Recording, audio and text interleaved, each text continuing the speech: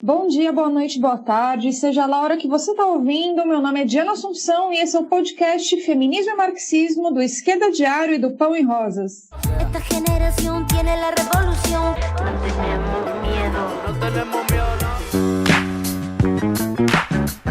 O tema do episódio de hoje é tão importante que talvez a gente até devesse ter começado por ele, mas enfim, são tantos e tantos temas do feminismo, eu mesma já prometi aqui vários episódios, tá uma loucura, mas vamos lá. A gente vai falar sobre a chamada primeira onda do feminismo, que abarca um período relativamente extenso, da metade para o final do século XIX até o começo do século XX. Não há exatamente um período demarcado. Nesse episódio, a gente vai se concentrar um pouco mais no momento mais emblemático dessa primeira onda, que é o movimento sufragista. Essa base fundamental vai nos ajudar a entender por que a primeira onda tinha um diálogo maior com as ideias da Revolução Francesa, mas logo teve que começar a dialogar com as ideias socialistas e também vai mostrar quais são as bases das distintas vertentes do feminismo hoje. A gente vai entender qual foi o destino do feminismo em meio a um evento de proporções históricas como a Primeira Guerra Mundial, o que também nos ajuda a pensar para onde irá o feminismo pós-Covid-19. Será um feminismo por dentro da estrutura capitalista ou um feminismo socialista, revolucionário e marxista para destruir o capitalismo e abrir espaço a uma sociedade comunista? Bom, nós defendemos essa segunda opção, por isso vem com a gente. E para o episódio de hoje, a gente vai contar com a Odete Cristina, que é dirigente da Juventude Anticapitalista e Revolucionária Faísca. Dá um oi pra gente, Odete. Oi, gente. E pela terceira vez, uma figurinha carimbada já do nosso programa, Patrícia Galvão, da Secretaria de Mulheres do Sindicato dos Trabalhadores da USP. Dá um oi pra gente, Paty. Oi, gente. Eu acho que eu já posso pedir música, né? Sim. Bom, gente, então, vamos lá. Antes de entrar de cabeça no movimento sufragista, a gente precisa contextualizar quais foram os processos históricos que instauram as condições que permitem o surgimento do feminismo, né? E também é preciso a gente abordar um pouco, né, falar algumas palavras sobre as mulheres que foram as pioneiras, né, pré-primeira onda, que inclusive a gente vai falar de algumas delas nos episódios especiais lutadoras, né, como a gente já tinha informado. Então, assim, sem nenhuma pretensão de apresentar um panorama totalmente acabado e completo, é fundamental a gente partir de que a Revolução Francesa, como um movimento histórico onde a burguesia toma o poder contra o feudalismo, apresenta as três ideias fundamentais do Estado moderno, digamos assim, né? Liberdade, igualdade e fraternidade. Qual que era o problema disso? O problema era que as mulheres não estavam incluídas nessas três ideias que fundamentavam a chamada Declaração dos Direitos do Homem. Este processo de apontar essa contradição entre os termos, né, liberdade, igualdade e fraternidade, mas sem incluir as mulheres, é um processo pioneiro de surgimento do feminismo enquanto uma corrente teórica, né, nesse contexto de iluminismo e direitos civis.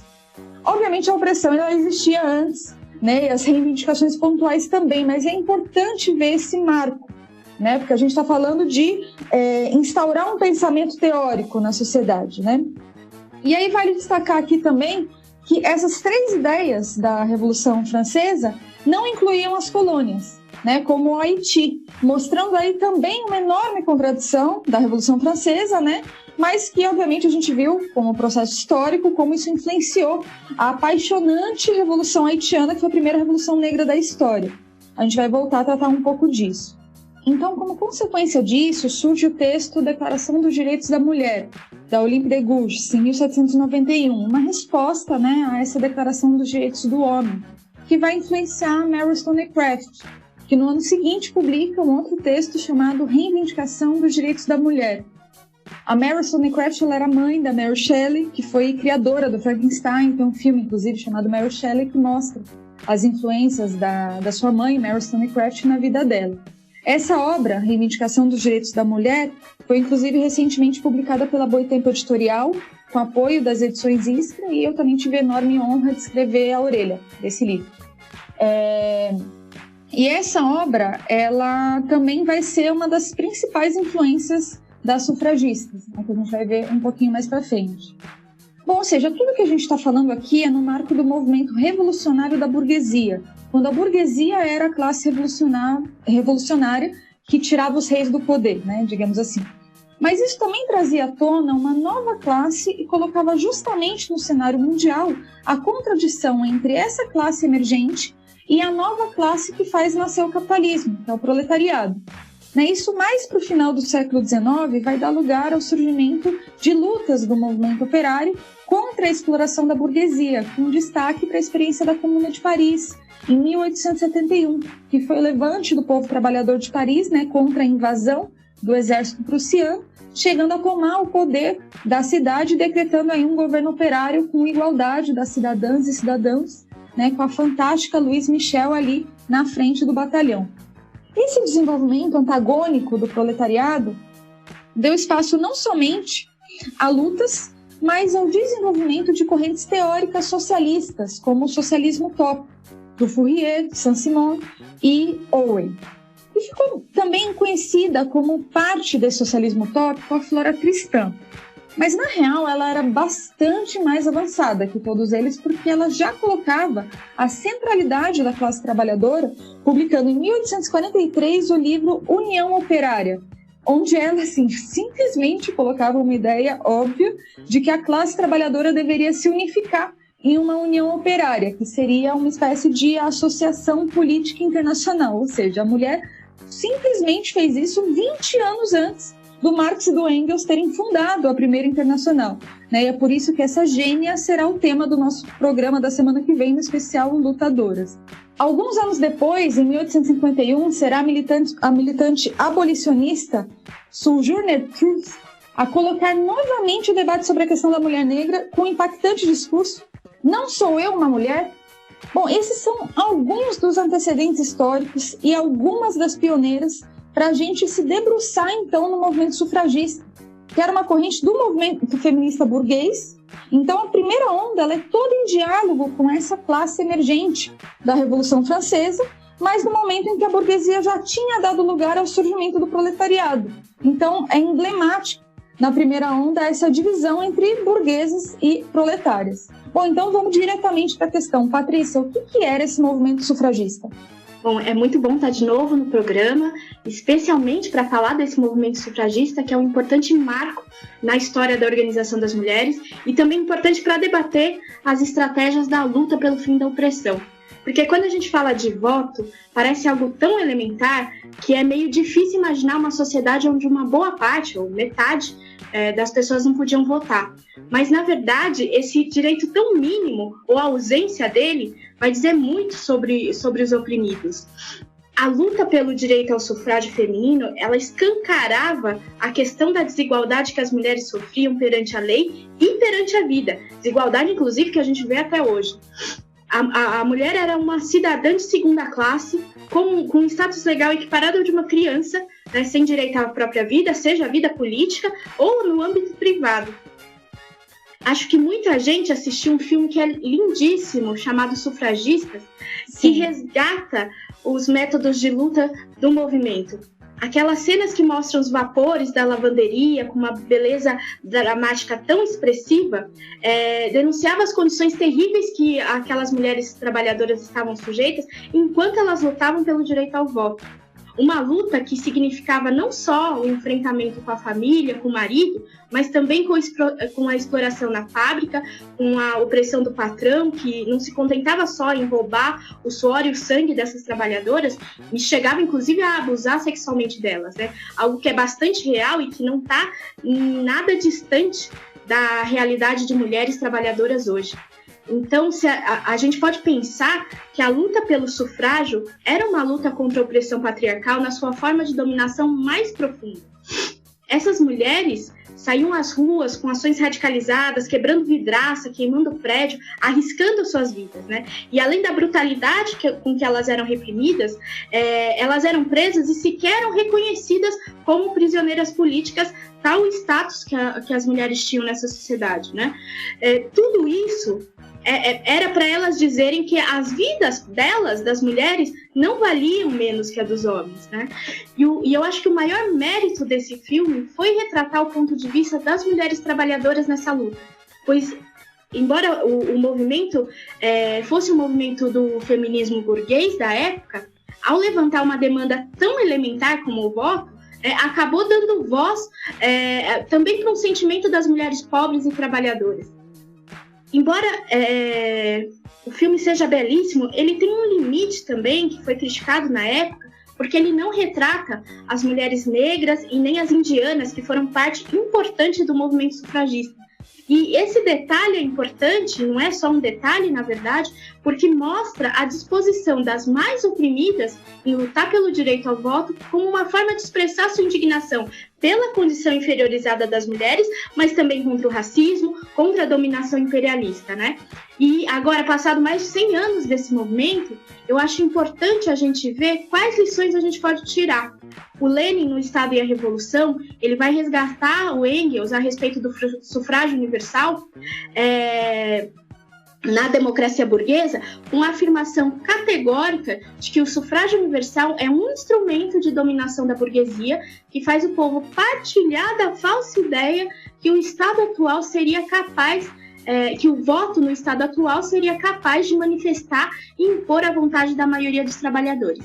Isso debatendo o Estado como um Estado da classe dominante, né? O movimento sufragista é fundamental para escancarar as contradições que tem entre a luta pela igualdade jurídica, que foi alardeada pela Revolução Francesa, e as mulheres, mas tem também um limite, e o seu caráter policlassista coloca o movimento numa encruzilhada que vai levar a um racha importante, e que nos coloca um debate de estratégia como pensar a emancipação das mulheres, que não vai se dar com direito ao voto ou com mais direitos, que embora sejam fundamentais, são para poucas no capitalismo, né? Mas essa emancipação vai estar profundamente ligada com o destino da classe trabalhadora.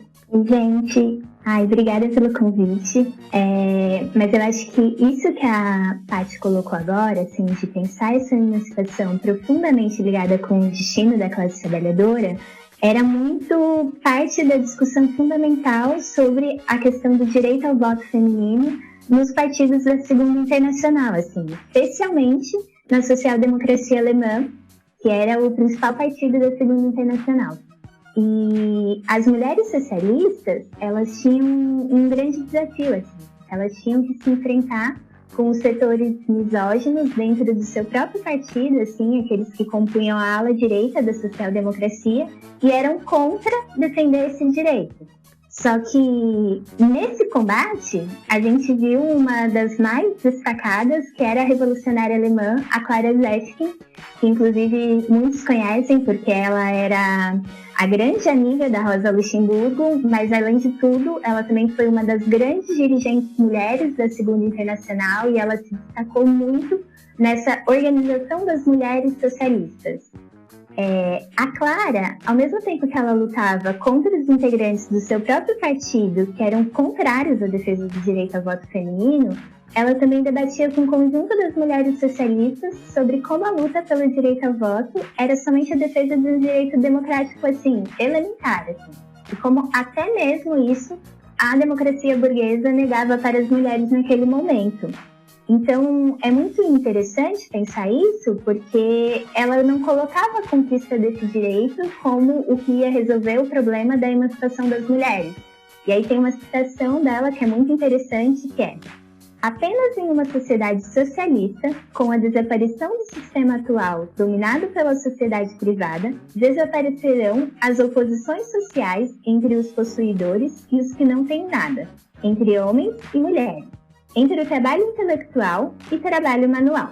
A abolição de tal oposição, seja qual for, não pode se dar senão a partir da luta de classes. Se as mulheres proletárias querem ser livres, é preciso que unam suas forças à do movimento operário. É muito boa forte. Essa citação. Sim, é muito forte, assim. E eu acho que essa visão da Clara, ela expressa muito como que é profundo a concepção das mulheres socialistas de como deve se lutar, né, naquela época, como que elas tinham que lutar por esse direito ao voto.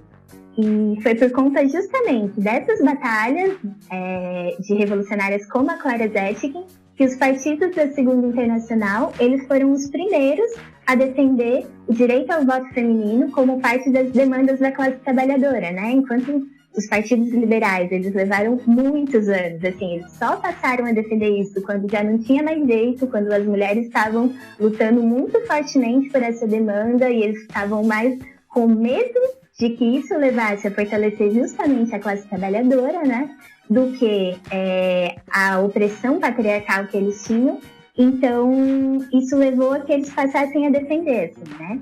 E eu acho que é muito interessante pensar essa posição dos partidos socialistas e como, inclusive, o Dia Internacional das Mulheres, ele foi uma proposta da Clara Zetkin durante a segunda Conferência Internacional das Mulheres Socialistas em 1910. Assim.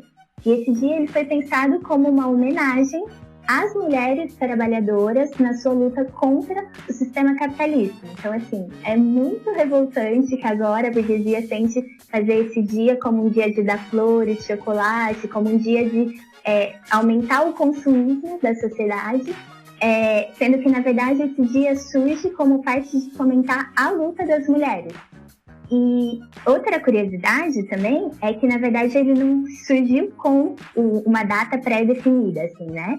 O 8 de março, na verdade, foi só em 1914 que ele coincidiu a data das comemorações das mulheres socialistas na Rússia, Suécia e na Alemanha. Mas, assim, ele entrou para a história porque foi no 8 de março de 1917 que as operárias têxteis da Rússia, elas tomaram as ruas de Petrogrado exigindo pão, paz e liberdade e deram início à maior revolução da história. Muito bom, vou voltar a falar disso, mas só antes, a Patrícia comentou do filme As Sufragistas, eu gosto bastante desse filme. Adoro a Carey Mulligan, inclusive, mas concordo muito com as críticas, né? Agora, o que eu destacaria também do filme, o que eu acho que é bem forte, é o espírito militante. É muito forte isso no filme de conjunto, né? A ideia de se doar por uma causa, enfim. É um filme, obviamente, hollywoodiano, que vai no espírito de época um pouco do movimento Me Too, mas eu acho que tem o mérito de tratar do movimento sufragista sem romances, sem conciliações, bastante enfrentamento com a polícia, enfim. É bem interessante. E é realmente forte também demonstrar essa questão da relação do movimento sufragista com os partidos social-democratas, né? Em especial o alemão, por tudo que a Odete apontou aqui em relação a Clara Zetkin. Na realidade, mesmo o Partido Social-Democrata Alemão, ele apresentava importantes atrasos em relação a como lidar com a questão da mulher, né? No seu programa inicial estava colocada a ideia de que os trabalhadores tinham que lutar por um salário na qual o trabalhador pudesse sustentar sua esposa e filhos, né? Ou seja, dava a entender como algo natural que a mulher seria a dona de casa, né? E a Clara Zetkin, ela entrou com tudo nesse tema. Ela chegou até a não querer lutar pelos direitos de proteção à maternidade, por exemplo, porque achava que os patrões usariam isso para impedir a entrada das mulheres na produção. Uma ideia claramente equivocada, que ela não somente retrocedeu, como passou a defender com peso o direito das mulheres trabalhadoras. Mas é interessante mostrar que, mesmo com debilidade diante do que eram os partidos liberais da época, foi justamente o Partido Social Democrata o primeiro a incorporar no seu programa o direito ao voto feminino, né? Mostrando aí que, mesmo para lutar pelos seus direitos mais elementares, o feminismo burguês daquela época teve que buscar o movimento socialista. Né? A questão é que tudo isso acontecia ali na boquinha da Primeira Guerra Mundial. Imagina, o mundo estava prestes a mudar completamente, ou seja, não ia ficar esse movimento por voto sem nada ter acontecido, né? O próprio filme, né, se ele continuasse mais alguns anos, ele ia ter que mostrar mais até o final o entreveiro a que chegou o movimento em 1914, quando a Emmeline Pankhurst começa a transformar a antiga reivindicação de direito ao voto feminino em uma arma a serviço da guerra, quando ela dizia: voto para as heroínas igual que para os heróis da guerra imperialista, no caso, né? O que mostra totalmente o limite de um movimento que não somente era burguês, mas policlassista. Bom, vale a pena ir mais a fundo nisso, então, Paty, conta aí mais desse rebuliço todo. Bom, como você colocou, a Emmeline Pankhurst era uma das importantes lideranças do movimento sufragista, junto com a filha Christabel, e elas vão se alinhar aos interesses imperialistas na Inglaterra na Primeira Guerra Mundial, deixando bem claros os limites desse movimento que eu havia colocado antes, né? Ela falava, inclusive, o direito do voto, né, como um direito de servir ao Império Inglês. Mas eu quero destacar outra das pancuches, a Silvia, que é filha da Emmeline, mas que vai tomar um rumo diferente da mãe e da irmã, embora as três tenham sido parte ativa do movimento sufragista, né? Tanto que elas fundam juntas a União Social e Política das Mulheres, e essa união, né, em 1903, chegou a organizar um ato de centenas de milhares de mulheres, 400 mil, e uma ação pelo direito ao voto que resultou em comércio, igreja queimada, e também na prisão de centenas de mulheres, inclusive da própria Silvia. Mas o destaque que eu quero dar para a Silvia é justamente em relação ao rumo oposto ao da mãe e da irmã, que se dedicaram a organizar as mulheres para defender o Império Britânico, à custa, inclusive, do suor e da vida de mulheres trabalhadoras da própria Inglaterra e de outros países. A Silvia ela não concordava em apoiar o governo inglês na guerra e vai se afastar da mãe e da irmã para se juntar aos trabalhadores nos bairros operários, para prestar ajuda às viúvas e famílias dos operários que eram obrigados a irem à guerra. E nessa época ela funda o jornal O Encouraçado das Mulheres, em homenagem ao encouraçado Potemkin da Revolução de 1905 na Rússia. Uma demonstração da admiração e da aproximação dela com os revolucionários russos. E no bairro operário muito da hora. E no bairro operário de Ixende, a Silvia vai se juntar às sufragistas operárias e se distanciando definitivamente do movimento liderado pela mãe, né? E ela vai expressar nas palavras dela algo que eu achei muito marcante, né? Ela diz assim: estava ansiosa para fortalecer a posição das trabalhadoras para quando se conseguisse o voto. Olhava para o futuro, desejava levantar as mulheres dessa classe submersa para que se convertessem em lutadoras por conta própria, não como meros argumentos nos discursos de gente mais afortunada, que se rebelaram contra as absurdas condições que viviam, exigindo para elas e suas famílias a parte que lhe correspondiam dos benefícios que podiam procurar na civilização e o progresso. Olha isso, né? A Silvia também vai apoiar com muito entusiasmo a Revolução Russa de 1917, chegando inclusive a ir visitar a União Soviética, e na volta ela é presa e fica 5 meses na prisão, né, acusada de simpatia pró-comunista por causa dos artigos que ela escreveu saudando a Revolução. E mesmo com a conquista do sufrágio na Inglaterra em 1918, né, para algumas mulheres maiores de 30 anos, ela vai seguir denunciando que o voto ainda era limitado às mulheres da alta classe. Ela também vai fundar o Partido Comunista Inglês. Nos anos 30, vai apoiar a Revolução Espanhola e colaborou também com as trabalhadoras e trabalhadores judeus que foram perseguidos pelo regime nazista da Alemanha, né? Foi uma ativa militante contra a ocupação italiana na Etiópia, país que depois ela vai passar a morar até o ano da sua morte, em 1960, com 78 anos de idade, né? A Silvia, diferente da mãe e da irmã, que foram homenageadas com estátua, placa pelo governo britânico, ela não recebeu nenhuma homenagem do governo, o que para mim diz muito sobre ela, porque ela nunca se curvou aos interesses da burguesia, sempre esteve ligada às mulheres operárias, porque sabia que a emancipação das mulheres, que a nossa libertação não vai se dar por fora da emancipação de todos os trabalhadores. Impressionante essa Silvia. Nossa, muito impressionante, assim. E eu acho que isso que a Paty estava colocando liga muito com uma coisa que a Di tinha colocado lá no início, assim. De como a gente pensar que, mesmo para lutar pelos direitos democráticos, o movimento feminista burguês, ele teve que buscar apoio nos partidos socialistas. E é muito importante a gente pensar como somente a classe operária pode dar uma resposta consequente na luta contra a opressão às mulheres, assim, né? Então, o movimento sufragista, apesar dele ser policlassista, na sua origem ele dialogava muito com os partidos socialistas. Porque, afinal, quem eram os partidos que defendiam esse direito tão elementar para as mulheres? Os partidos socialistas. E os partidos liberais, como eu tinha falado, eles levaram anos para passar a defender esses direitos, né? E eu acho que aí a gente também entra um pouco em outra polêmica, porque além dessa treta sobre a guerra, né, que a Paty estava nos contando e como isso dividiu o movimento sufragista, também tinha uma discussão sobre a defesa do direito ao voto para as mulheres e para os homens negros. E esse debate ele dividia muitas opiniões, né? A gente comentou aqui sobre o filme, as sufragistas, como ele não representava as mulheres negras e indianas, mas na verdade também tinha uma discussão, porque várias feministas burguesas, elas colocavam em primeiro plano os seus interesses de classe. Então, na verdade, elas não defendiam de forma alguma, não conseguiam aceitar a ideia de compartilhar uma luta para defender direitos para as mulheres negras, que durante um bom período, inclusive, eram escravizadas, né? Nos Estados Unidos, principalmente, isso tinha muito peso. Então, muitas mulheres negras, elas se engajaram, sim, nessa luta por esse direito democrático, pela defesa do direito ao voto feminino, mas elas tinham uma dupla contradição.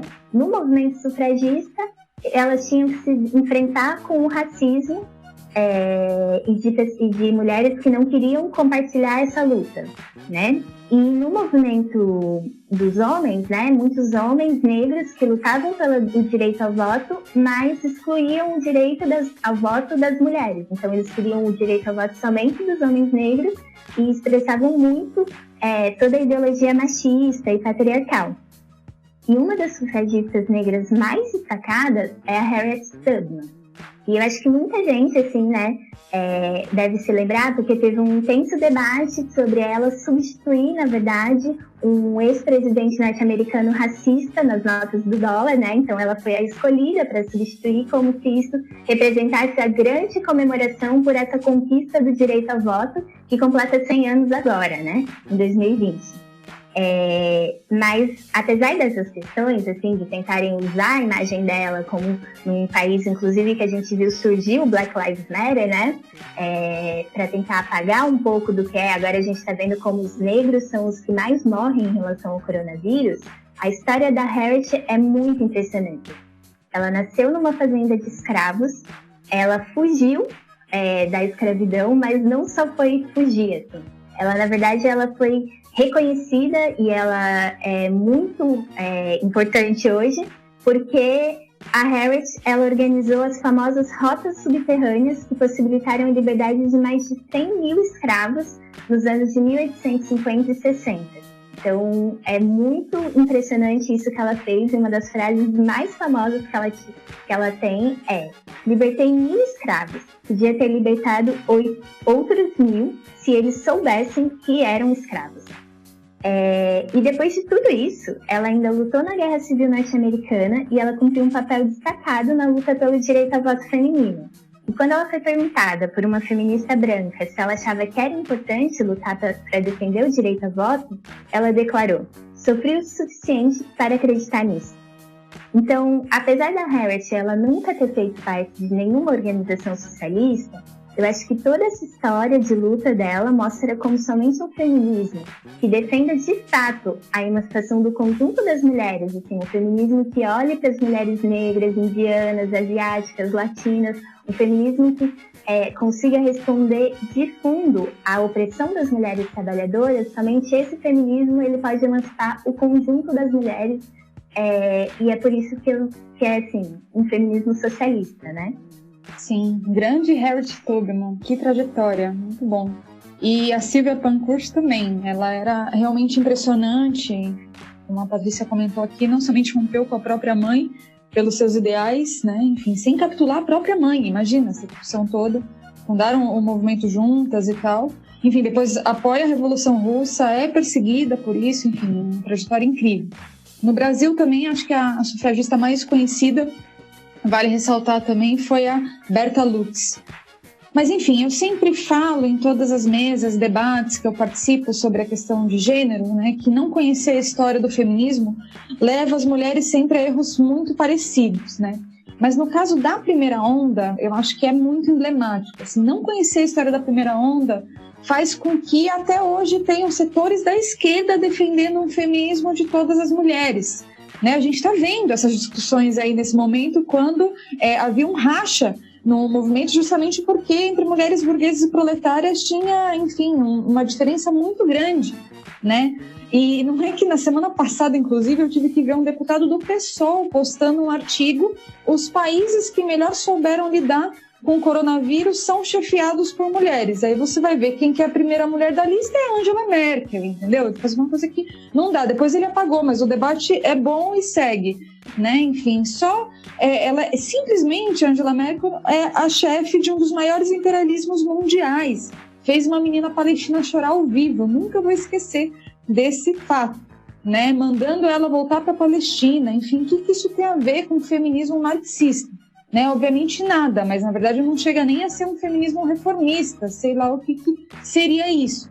Mas enfim, para comentar mais a fundo o exemplo da família Pancucci, que a Patrícia explicou aqui, eu acho que ele é excelente para entender, bem como toda a problemática em torno da questão negra, né? Eu tinha apontado também que a bela igualdade, fraternidade e liberdade da Revolução Francesa deixava de fora as mulheres, né? Mas deixava de fora também as colônias, né? No caso, os haitianos, né? Mas as mulheres burguesas da época, na sua correta reivindicação, também deixavam de fora as colônias como o Haiti, né? E isso traz algumas lições para a atualidade, né? As pioneiras elas já tinham demonstrado que a reivindicação não era individual, que o feminismo ele precisava existir como uma corrente teórica coletivamente, né? E o movimento sufragista ele passou à ação, né? E aí ele vai dar de cara com os partidos liberais, né? Então vai ter que se apoiar na social-democracia e depois, frente à Primeira Guerra, vai rachar, né? Afinal, era possível lutar pelos direitos das mulheres, excluindo a classe trabalhadora e as mulheres negras?